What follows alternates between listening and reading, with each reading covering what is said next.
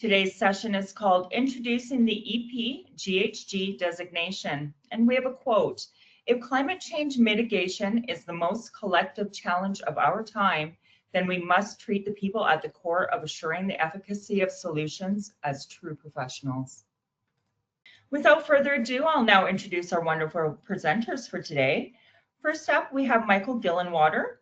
Michael co-founded the Greenhouse Gas Management Institute and serves as its Dean and Executive Director. Dr. Gillenwater is a leading expert on climate change and renewable energy with a specific focus on greenhouse gas, GHG measurement, reporting, and verification issues. Next, we have Kevin Nilsen. Kevin is the President and CEO of ECO Canada and leads initiatives that strengthen Canada's environmental workforce with a focus on GHG management, certification, and education.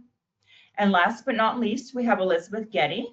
Liz is the Director of Certification at ECO Canada, and she'll be guiding us through the presentation today. I'll now hand it over to you, Liz. Great, thank you, Danielle, and thank you everyone for joining us today. Let's kick things off by going over some of the key takeaways, things that we hope you'll walk away with today after the hour. We want you to be familiar with ECO Canada and GHGMI, who we are, what we both do, and why this collaboration makes sense. We also want you to understand why it's the right time for professional GHG designation and why ECO Canada and GHGMI are uniquely positioned to offer it. You'll also begin to understand what has gone into developing the designation. So what it is, why it matters, and how it can strengthen both individual careers and the workforce. And then finally, we're going to open things up for a bit of a Q&A, so you can ask questions and dive deeper into anything that we've covered today. So with that, I'll pass things off to Kevin now to give you a bit of a background on why we're doing this and help you first learn a little bit more about ECO Canada. Well, hello everyone. First of all, across the globe, there is a growing demand for reliable GHG reporting, mitigation analysis, and verification. But as many of you know, the threshold for calling yourself an expert is quite low. If you worked anywhere in the environmental sector, if you worked in ESG, sustainability, or within the GHG field, you know that it's very common for anyone almost to call themselves an expert. And there's no way to really fully verify who is an expert and who's not. There are no real trusted designations for individuals. There are organizational accreditations, but no real good way to ensure that the people who are doing this critical work are indeed competent. So the EP GHG designation that we've set up is very different from a course-based program where you take a test and then you pass a test and then all of a sudden you are an expert. This is a rigorous process that we'll get into more details about later, but it goes into ensuring and verifying your education. It verifies your specific competence within this area and your years of experience. And then your adherence to a code of ethics, which is very important. We examine in ethics, and there's a process to be disciplined if the code of ethics is violated. Also, this shows a great commitment to ongoing professional development, which is really crucial in an evolving field such as this.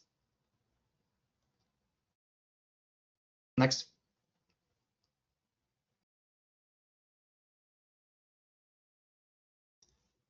So ECO Canada and GHGMI, and you'll learn more about us as we go along, but we have worked together for almost 15 years now. I have a deep partnership that we've put on hold for a little bit, which we'll also talk about, but I want to just quickly introduce why the two of us are coming together on this. ECO Canada's got more than 30 years of experience in workforce development and human resource solutions and tools within the Canadian jurisdiction. We've developed a number of different specific certifications and schemes following the ISO 17024 regime. We wanted to also launch a GHG certification because of the need that I just articulated, but we know that we cannot do that alone. We need a global community of professionals, and the best organization to partner with for us is GHGMI, who's renowned for its leadership in the field and a large network of GHG professionals all across the country. Next.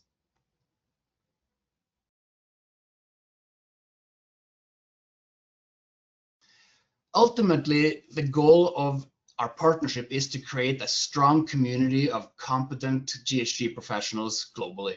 That will help us further advance the standards, further advance the credibility of the GHG profession to those that are not in the profession, and also create some employment opportunities. We will have a roster of certified individuals that's going to be available to the public to verify that the individuals have indeed met the requirements, but also a way for us to work together on projects. If there's any projects that require specific expertise, we can then reach out through the network to further kind of build that project team that we require. Next.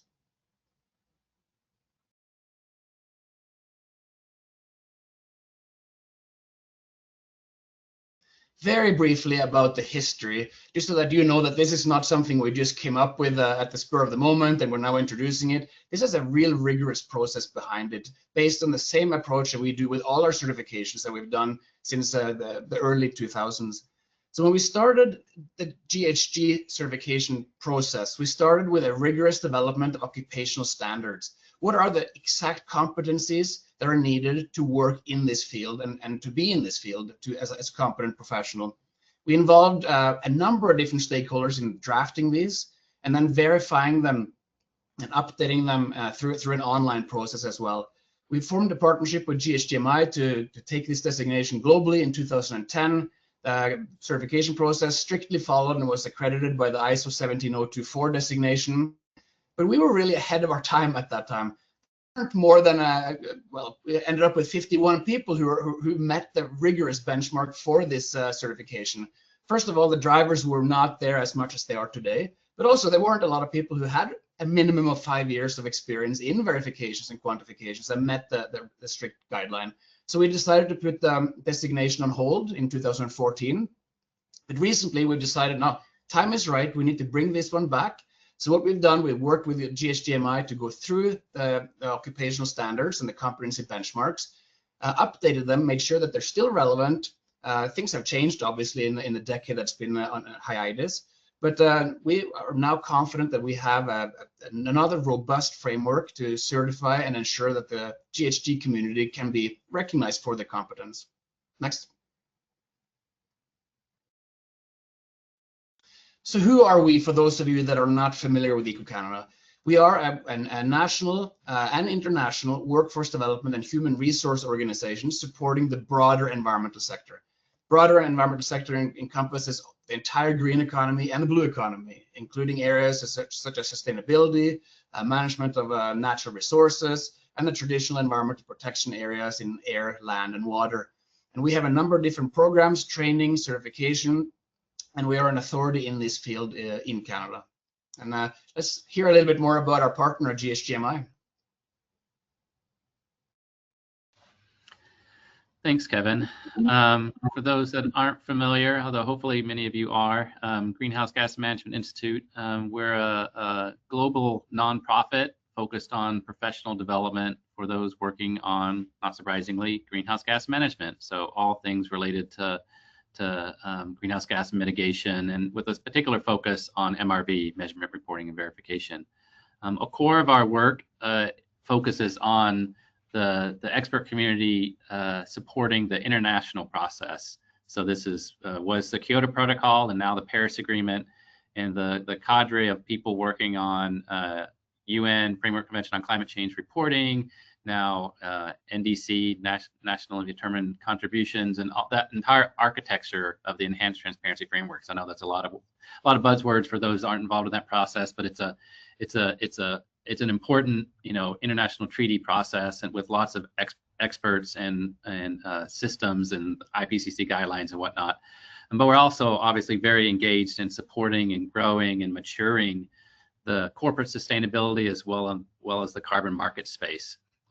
We do training, we do research, we edit and sponsor a peer-reviewed journal because we saw a need in the community for a space for practitioners and scholars to do research and publish on these issues, which was lacking in the past. And we just essentially try and help support the global community. A lot of what we do is online learning to make it globally accessible and to create common standards.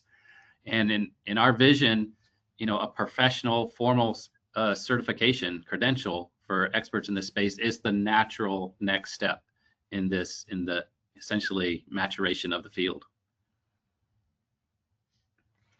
Next slide. So just Yeah, a few additional details on certification, just in case some are interested in sort of diving deeper into it. The certification program that started in 2001 is a traditional environmental professional designation, which covers areas in environmental protection, resource management, environmental sustainability, impact assessment, environmental management, and sustainable forestry management.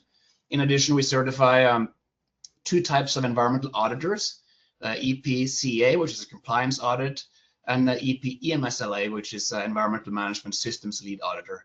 And then recently, we also launched a global designation called the Sustainable Blue Economy Professional Designation, SBP, with 6 different specializations in fisheries and aquaculture, marine renewables, marine transport, ports and shipping, coastal and marine tourism, ocean technology, and offshore minerals and resources. But the one we're most excited about today is the EP-GHG, which we're launching again. And one more slide on the background of ECO Canada.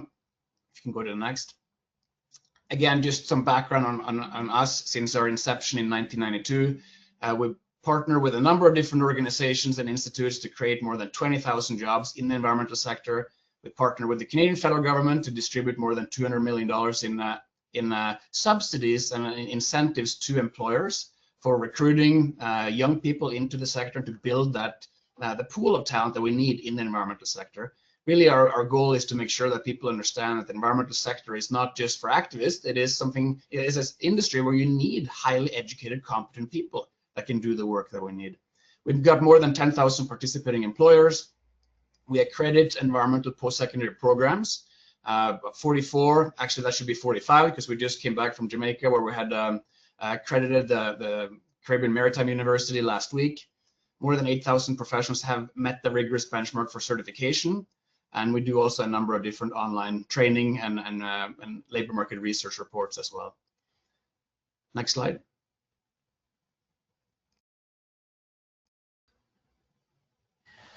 I'll just jump in again. And GHGMI, similarly, with a much more global focus, and we've been doing technical training for almost 20 years.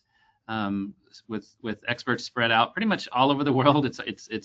You have to stretch to find countries that GHGMI alumni aren't in. So this really is a global community, which makes sense because climate change is a global collective action problem.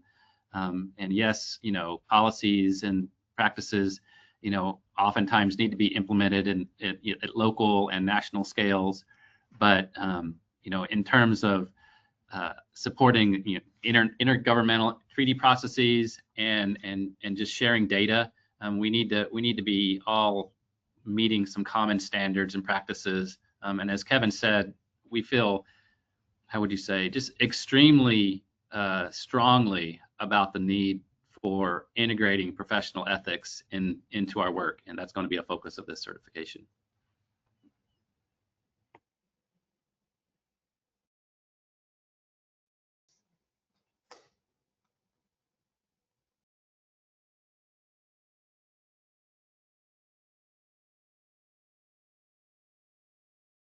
So, continuing, as Kevin started off earlier, we see a need for a professional designation, and to some degree, it is an artifact of timing. But despite maybe I'm sitting here in the United States, just despite some political headwinds, I think we are seeing climate change reach kind of I don't want to say it's not a peak, but a high point in people starting to take it seriously globally, especially in the private sector increasingly, but also in policymakers. And luckily, technology is helping us in this regard. But it is, I think, time, and obviously ECO Canada agrees, time to go to this next stage of maturation of our field. We have a lot of new entrants coming into the space. We've seen this before, back in the day when there's the era of the carbon cowboy, when the carbon markets were really getting going, 10, 15 years ago.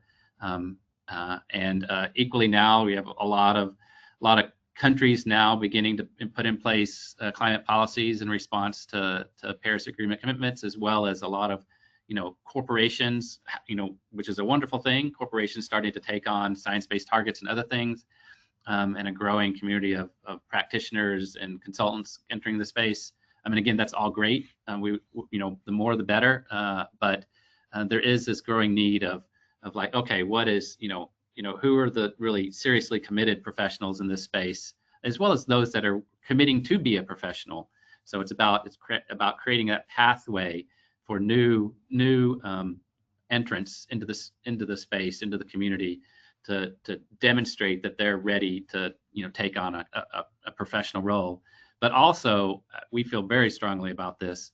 It's important for those of us that have been in the field for a long time to step up and begin mentoring new entrants and the new generation of people, and being part of the professional community to do that. So it's not just for new entrants. This is also for long time experts in the field.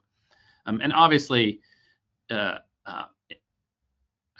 so we work a lot in the policy space, and especially when you get into carbon markets and things like that, there's always this skepticism, like, can we trust it? Can we trust the data? Can we trust the reports? Can we trust this market-based policy?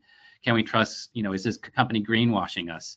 And I think there's a real effect of showing that no, like, you can take this seriously because the people doing this take their work seriously, and the community has a way of kind of self-regulating and policing itself to make sure that work is done with appropriate rigor and ethical good practice, and that builds public trust, and that therefore enables more climate action, both voluntary and regulatory.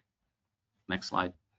And maybe just to follow up on a point Michael made there before going to the next slide, I think beyond sort of the voluntary need for reporting, beyond the political winds, which will always shift going back and forth, I think there's a big driver coming from the private sector now, from big corporations that are fearful of not taking action and fearful of potential future lawsuits that may come. We can just draw parallels to the tobacco industry, for example.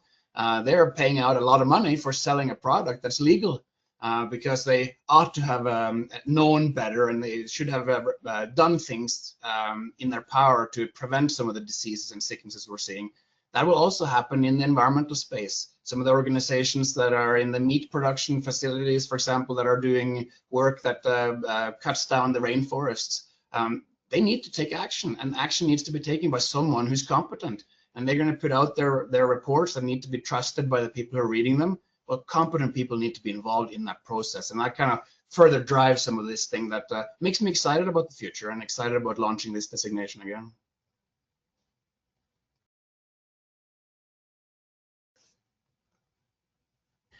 So this is we're just elaborating on this point, as Kevin was saying, these drivers from the move toward global net zero, both on the corporate voluntary side as well as the through the international process.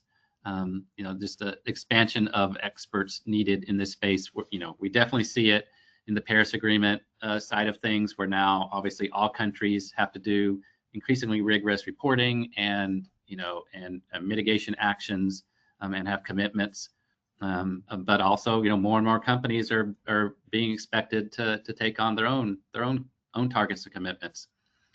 And enabling governments and businesses to scale that work, throughout their global value chains and everything, requires them to be able to know how to navigate, who to ask for help, who to get support from, and professional designation doesn't, it's not like you have to have professional designation to do any of this work, but it definitely is an accelerator for that kind of work.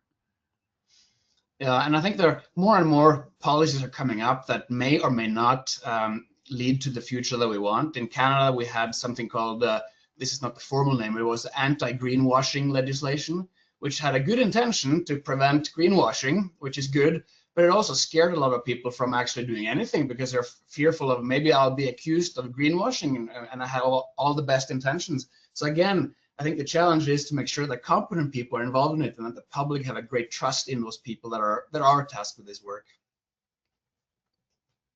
Next slide.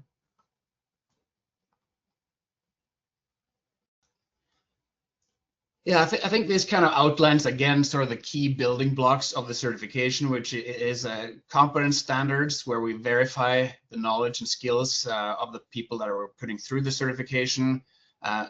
Really a strict code of ethics and code of conduct that we both test in, but also require people to adhere to.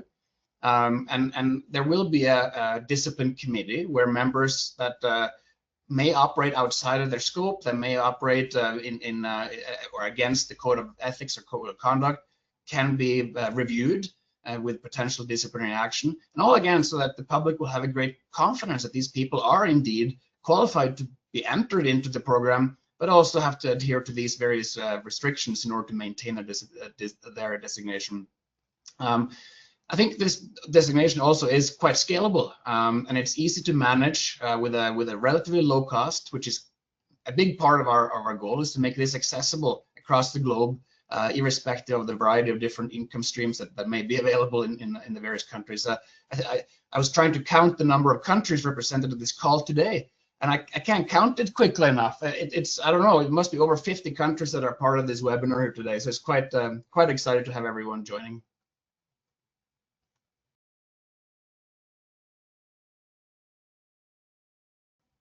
Great. Thank you, Michael and Kevin. That was a great introduction to ECO Canada and GHGMI and making the case for that professional certification. Just a reminder to everybody on the webinar today, you're going to have a chance at the end to post some questions for Kevin, Michael, or myself. So please, just a reminder to plug those into the chat as we go. But before we get to that Q&A, I wanted to give you a brief overview of the designations and their development. Next slide, please, Danielle. So what is EPGHG? I think we've thrown the acronym around so far in the webinar today, but I really want to help to define it a little bit more. So to put it most simply, it's a professional designation that shows that somebody has the education, the skills, and the hands-on experience to back up their work in greenhouse gas management. The designation itself builds on standards that are created by professionals who work in the GHG field, and this designation will be compliant to ISO 17024. So we have brought that up as well today, but I think that you know, this ISO 17024 compliance is an important part of what we're developing here. It's important to the designation. Most of you on the call, I'm sure, know that 17024 is the international gold standard when it comes to personnel certification programs. You know, it makes sure that anyone that has the EPGHG designation meets consistent high quality standards that are recognized globally. So when you see someone with this designation, with the EPGHG, you'll know that they've truly earned it.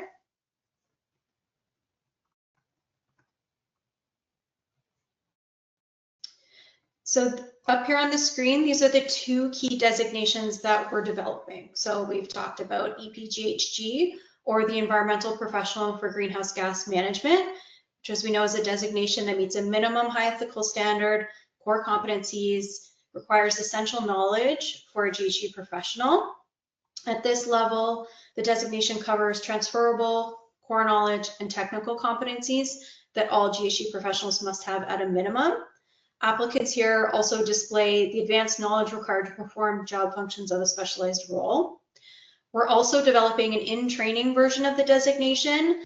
That's because we know that there's recent graduates or professionals who may be working in a different sector that want to get into GHG management, right? So this in-training designation is the Environmental Professional in Training for Greenhouse Gas Management, or EPTGHG. The EPTGHG is for emerging GHG professionals with none or minimal greenhouse gas related work experience. So as they progress in their career, an EPTGHG would continue to develop their competencies and their expertise, and eventually we'll move up to the EPGHG designation. So I think it's important to note again that these are not designations that are gained by taking training from ECO Canada or GHGMI or elsewhere, but rather these are designations that are awarded based on demonstrated skills and experience in GHG management, or in the case of the in-training designation, one that is awarded for exemplifying commitment towards building a career in GHG management. Next slide. So we're not necessarily about to dive into the specifics and the detailed eligibility requirements and application process of either of the two designations. We're saving that for an upcoming webinar, which we'll touch on. But I think it's important to talk about one of the more crucial components of the designation, and that's the GHG occupational standards. So Kevin talked a little bit at the beginning about the development of these GHG occupational standards, which began in 2009, and those are now also being used in the new designation. These standards identify and group competencies within an occupation and also describe the skills and knowledge that somebody must demonstrate in order to be competent and do their job well. The goal here is really to make sure that the occupational standards are clear, that they represent the occupation well, and also that they're relevant.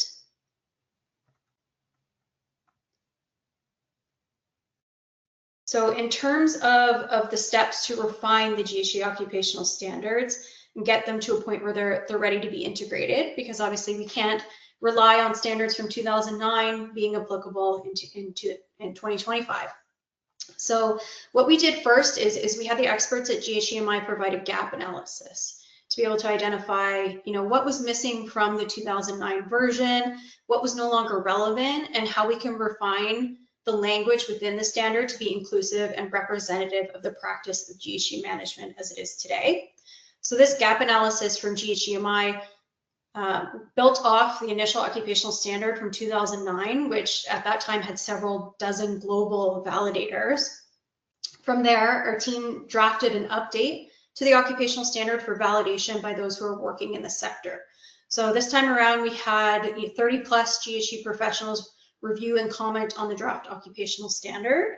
And the core things that we asked them to think about were very similar to what GHGMI had done in the gap analysis, but were there any competencies that were listed there for a role that maybe we missed? Are there competencies that we did not include that don't apply to the role of a GHG professional? And does the wording that we're using within these competencies really reflect the role of a GHG professional? And I think it's important to keep in mind that the occupational standards were written to apply to all GHG professionals on a global scale. So because of this, they have to capture a range of roles across various organizations. So, if you're an organization of 5 people or up to 5,000, if it's a not-for-profit, for-profit, government, it has to serve a wide variety of organizations. And for that reason, the occupational standards are a little bit more generic in nature. So right now, we're revising the latest draft occupational standard for a final review by GHGMI and other GHG management professionals, and by the technical working group that was formed to support the development of this designation. Next slide.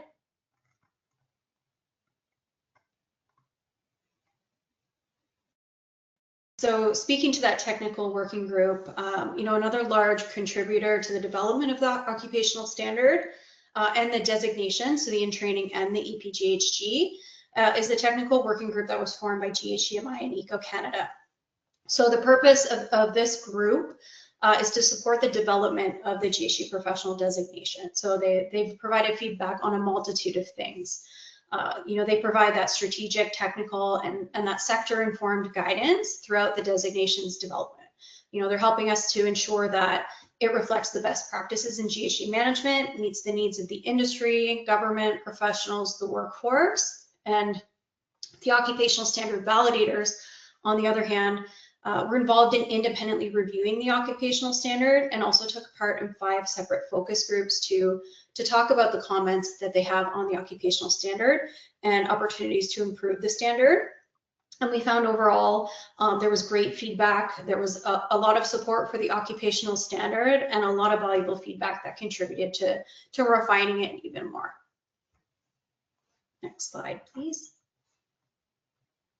So these technical working group members, the group of 15, you'll see their names up here on the slide, but they consisted of experienced professionals from a lot of diverse sectors. So some of them are current and former environmental professionals that are certified by ECO Canada that have GHG expertise.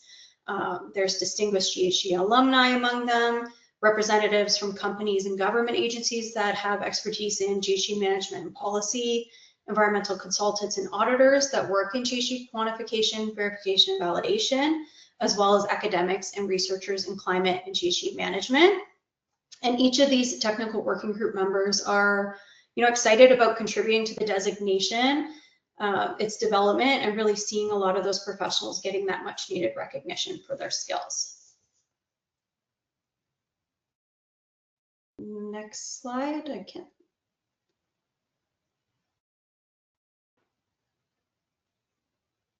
Okay, perfect, thank you. Oh, one back.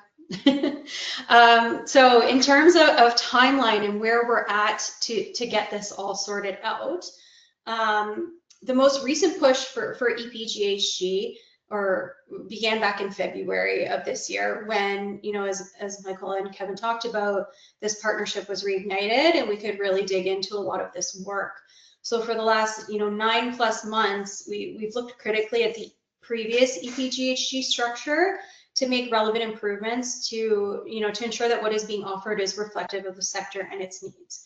We're fortunate that we had a really strong baseline, or starting point maybe is a better word for it, to develop the EPGHG, and we've been able to engage a lot of experts, engage the expertise from GHGMI as well to really make sure that this is something that's reflective of the sector. So we've been putting a lot of work into it over the last 9 or so months, and right now we're working to finalize a few key things like the occupational standards, the exams that EPGHGs will take, our applicant and member portal. We have to have somewhere to support these professionals to get their certification, and prepare for a launch date that's in late fall of this year. So as an attendee of this webinar today, we'll obviously be keeping you all in the loop on launch dates, when the occupational standards are published, and when the designation is going to be open for enrollment later on this fall.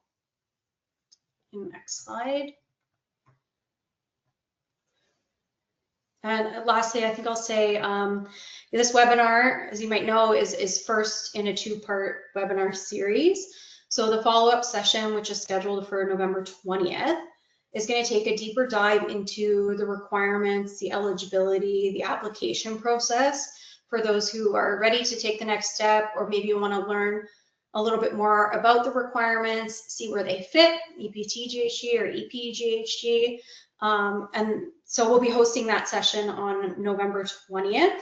So if you go to our website, which is eco.ca/events hub, you'll find a listing of all of the events. You can also scan that QR code on your phone and get you there faster. And as soon as the registration opens, you will all be notified as well. So we're very much looking forward to that. And I think with that, I'll hand things back over to Danielle. She's been monitoring the chat, seeing if there's any questions. If you haven't plugged a question in there, please do so, but I'll pass it back to Danielle. Fantastic. It sounds like it's a much needed designation, and you guys have laid it out wonderfully. So we do have a few questions. The first one is coming from Ankit, and they're asking, the regulations targeting greenwashing seems to be currently being diluted, as in the EU Green Claims Directive is currently stalled, the FTC Green Guide is the same. What role do you foresee for regulations targeting greenwashings will play in the certifications like EPGHG? That is a difficult question to answer. I'll let Michael do the good part after. I'll ramble on for 2 minutes before I'll pass it to him. But I think in an ideal world, it would make no difference because the drivers are beyond that. I think the anti-greenwashing legislation is difficult to get right. And it's typical with any policy, is like there's always these unintended consequences of a policy.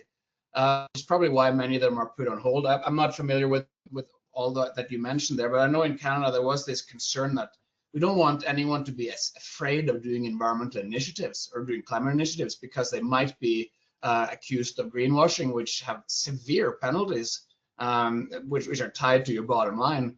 So, but I don't know, as a driver for the designation, a solid, good policy on anti-greenwashing would be good, and a little bit more milder, so you're not scaring people away from doing initiatives.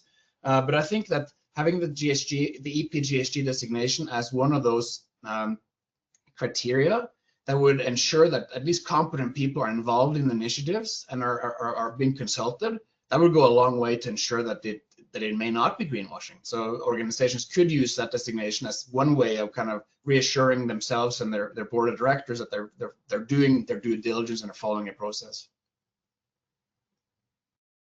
Yeah, I would agree with that, and I would say, I mean, it is a driver. It's you know, going back to the carbon cowboy talk. You know, obviously this is not a new conversation, but it is new for regulators to be stepping into the space more than they have in the past. And obviously when that happens, you know, then you get the you know, the lawyers concerned about things. And that, you know, that's a drive toward kind of trusted competency, you know, which you know, is something that professional certification is meant to address. And that's how we've dealt with it in, you know, in lots of different spaces: medicine, financial accounting, engineering. You know, it's like when you know, when there's risky things, you know, that are potentially happening, either reputationally risky or physically risky, designing a bridge wrong or whatever. You know, it's the natural social kind of tendency to want to like go toward kind of trusted competency that it's operating with good professional ethics. And that's, you know, same thing here. Can we trust these claims that companies are making, or even countries in some cases are making? And so, yeah, I'll just stop there. Okay, sounds good. Hopefully that answered your question.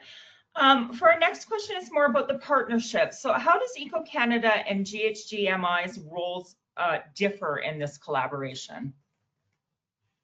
Yeah, no, I think that is a very good question. So ECO Canada will be the organization that will manage the day-to-day intake of applicants. We have a rigorous process that's been refined over the past 20-some years. So we will do the administration.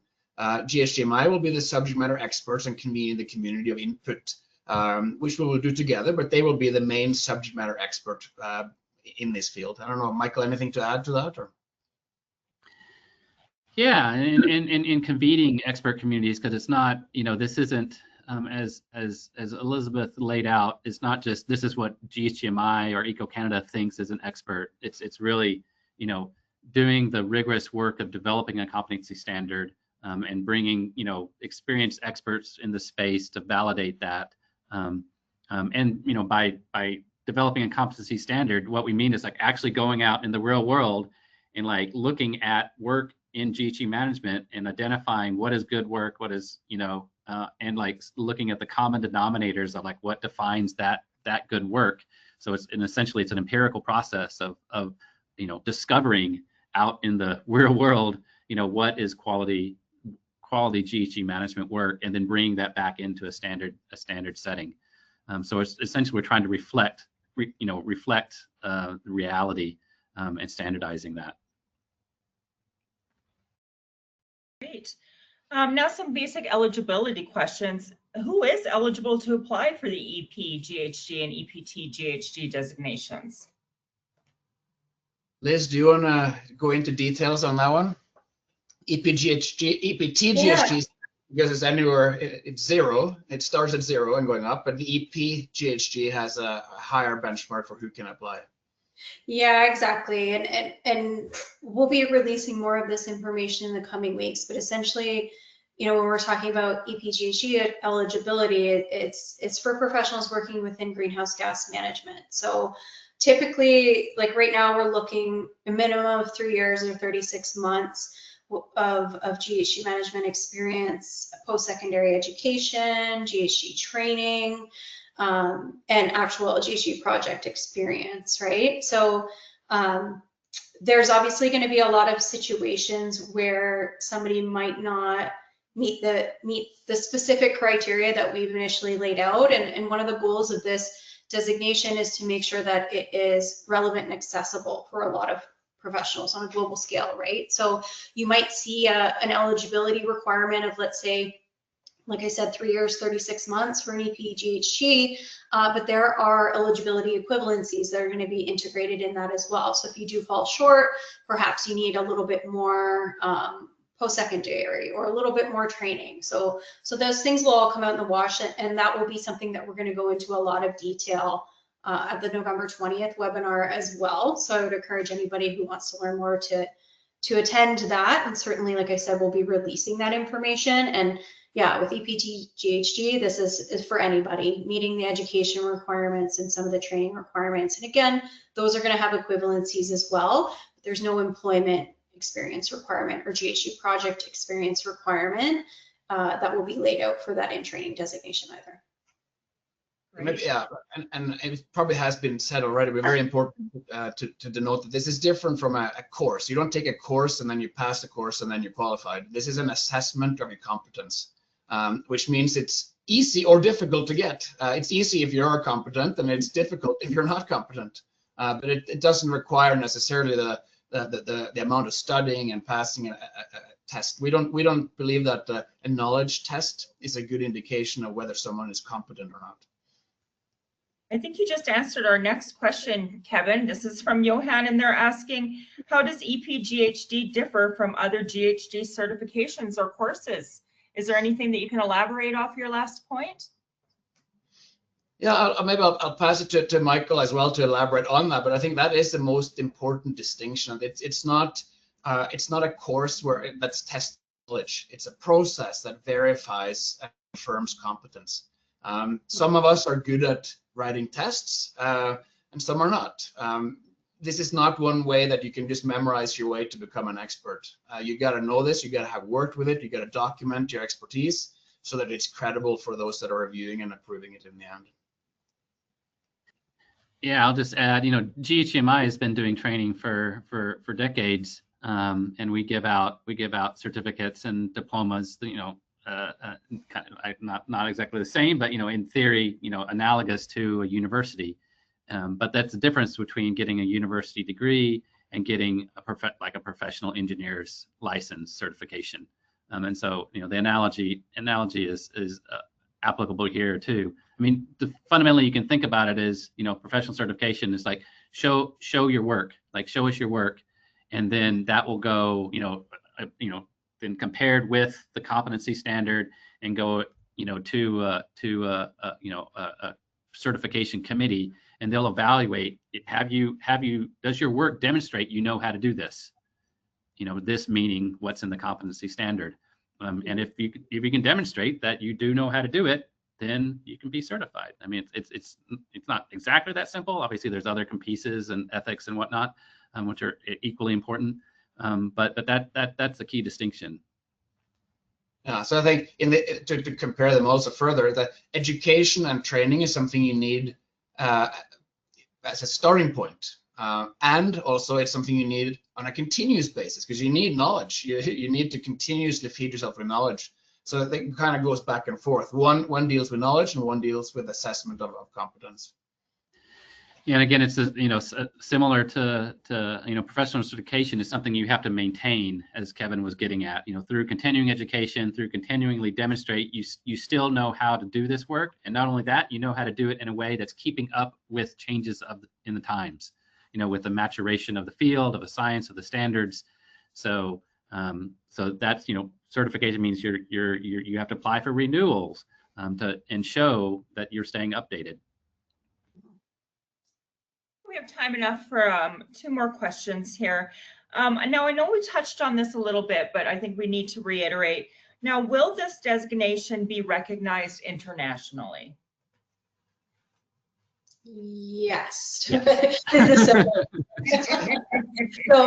it is being overseen by a certification body. As Kevin mentioned, ECO's role here is administering this designation, the maintenance of it, making sure that there's that continuing education piece.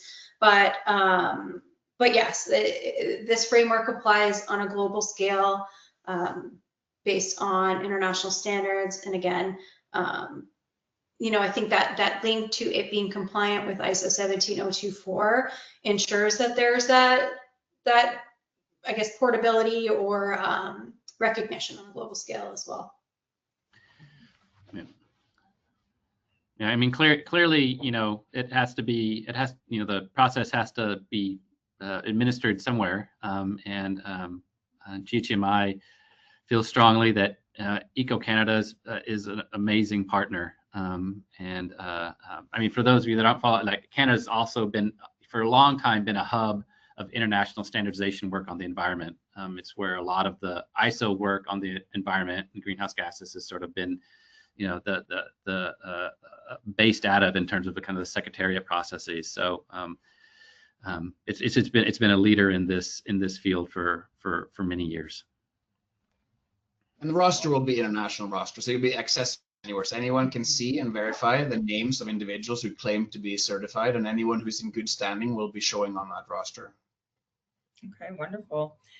Now, just another for our last question. With all of these certifications coming around that environmental professionals can get, what are the benefits of earning the EP GHG?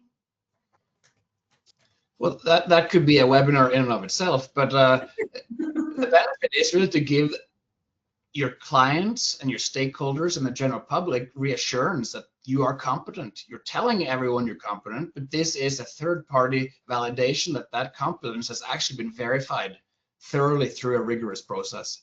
So that's kind of in a nutshell what it is. Also, the benefit is for those that are participating is to be part of that community of driving and shaping the future of the GHG community.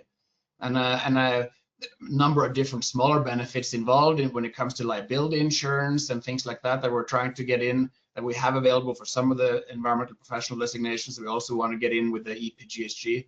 So a number of different driving factors that should motivate individuals to be a part of it. Yeah, I'd say it's a lot about that professional recognition, the credibility, and public trust is such a huge thing too as well, right? So by having these designations and by the public and industry and your peers and colleagues, by them understanding that you've gone through this rigorous process, there's also that level of trust that you're acting honestly in the best interest of things and that you are a qualified and competent GHG professional. And I'll just add, you know, increasingly you will see, as we've seen in other environmental management fields, especially where regulatory reporting and compliance processes are involved.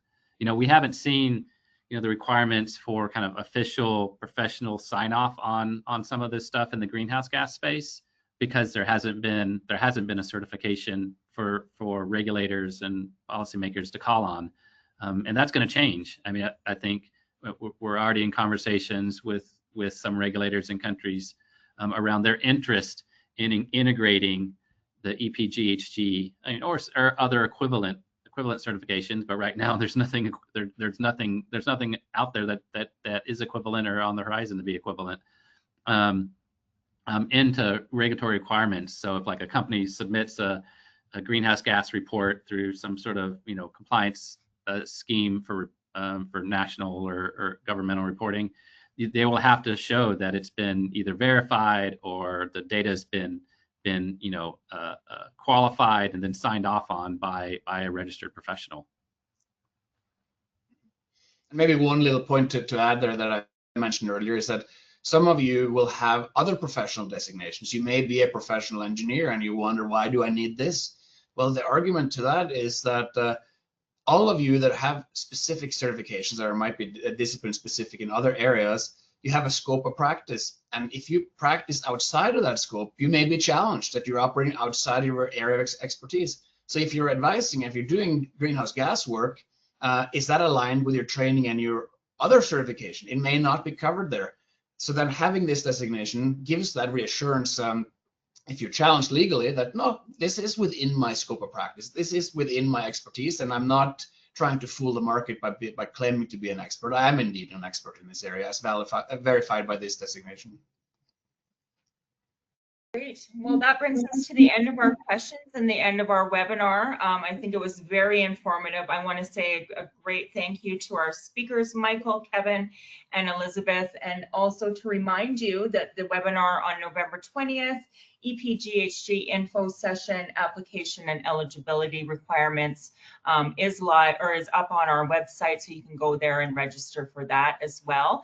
This recording will be sent out to you within the next 24 hours. If you do have any questions or concerns and you'd like to reach out, you can reach out to me, Danielle, at events@eco.ca. Thank you all for this wonderful presentation, and thank you all for joining us. Have a lovely day. Thanks, everyone. Excited about this. Thank See you. you all. Take care. Bye-bye.